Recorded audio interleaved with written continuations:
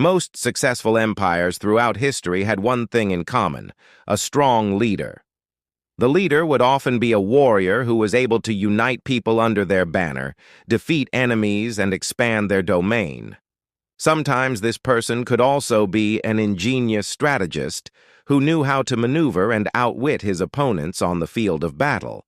But very rarely does a ruler have all these qualities in abundance. But there was one ancient warrior who did. His name was Sharik ibn Arman al-Nimeri, founder of the kingdom of Thamud. Before we get into this episode, if you are new here, remember to subscribe for more amazing episodes on great historical leaders. Before we meet our warrior king, it is important that we take a look at the country he founded.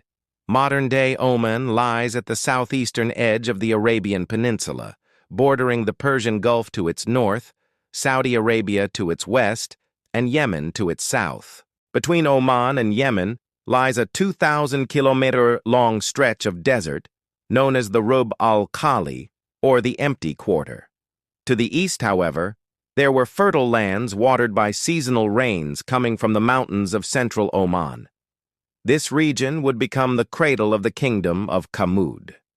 At the time, the region was inhabited by nomadic tribes of camel herders who were constantly fighting each other for land and resources. Sharik ibn Arman was born in the year 2900 BCE into the Hanifa tribe. As a young man, he distinguished himself as a brave and intelligent warrior, defeating neighboring tribes in battle. He was also a shrewd judge and an excellent administrator, which won him the respect and admiration of his people.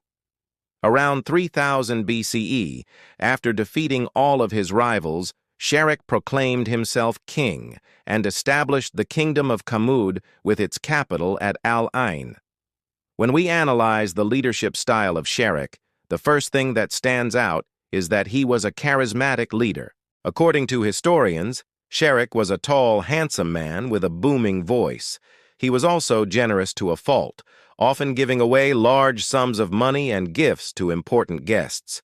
In addition, he was brave and courageous, charging into battle at the head of his troops and inspiring his men to fight to the death.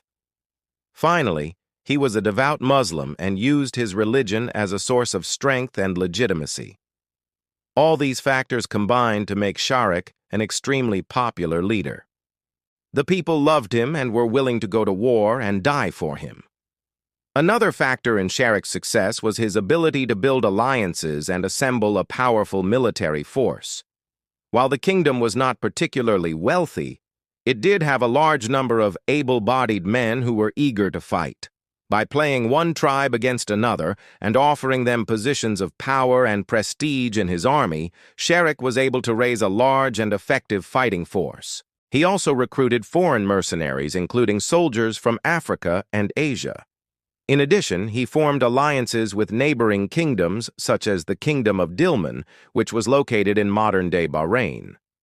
With the help of these allies, Sharik was able to defeat his enemies and expand his empire. Shere Khan's reign was not without its challenges. One of the most serious threats came from the Kingdom of Thamud, which was located in northwest Saudi Arabia.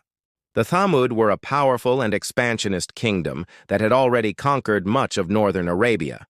They posed a serious threat to the security of the young kingdom of Thamud.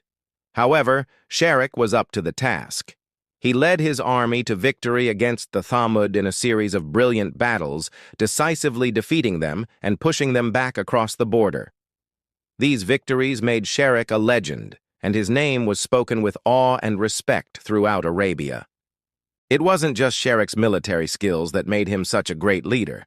He was also a wise judge and an excellent administrator.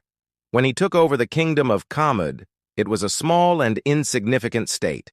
But when he died, it was a major regional power. He accomplished this feat not by using brute force, but by winning the hearts and minds of his people. He was known for his fairness and his willingness to listen to the grievances of his subjects.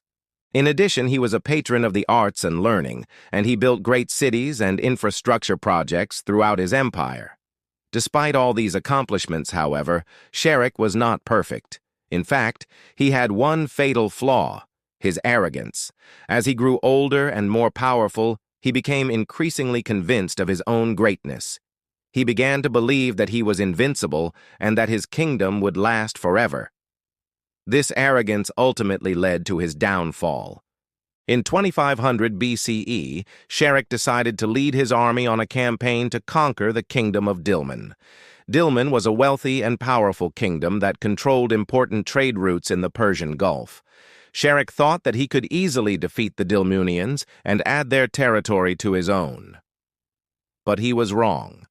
The Dilmunian army was much stronger than he had anticipated, and they inflicted a humiliating defeat on his forces. Not only did he fail to conquer Dilmun, but he lost much of his army and prestige. But instead of learning from his mistakes, Sharuk became even more arrogant and aggressive. He began to persecute the religious minorities in his kingdom, and he waged war on neighboring states simply because he could. At the same time, his son, Lamus, who was supposed to be helping him rule the kingdom, was busy squandering the royal fortune on luxury goods and debauchery. The people of Thamud soon grew to hate both Sharuk and Lamus. They saw their king as a tyrant and their crown prince as a playboy.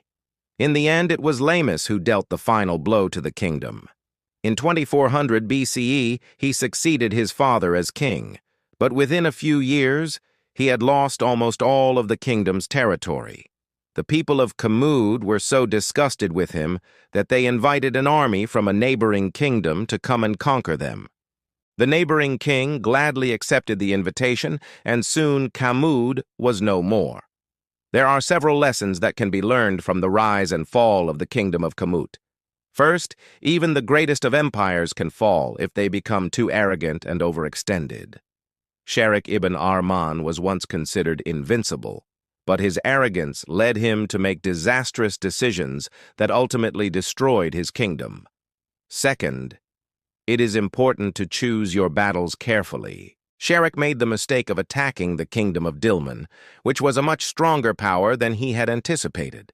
If he had been more strategic about his decision to go to war, he might have been able to avoid the humiliating defeat that led to the decline of his kingdom. And third, never underestimate your enemy.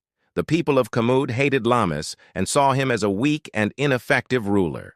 But he proved them wrong by managing to lose almost all of the kingdom's territory in just a few short years. The rise and fall of the kingdom of Thamud is a reminder that even the greatest of empires are not invincible. It also teaches us the importance of humility and the dangers of arrogance. Sharuk ibn Arman was a great warrior and a legendary leader, but his fatal flaw of arrogance ultimately led to his downfall. May his story serve as a warning to all of us who strive for greatness. We hope you enjoyed this episode on the rise and fall of the kingdom of Thamud.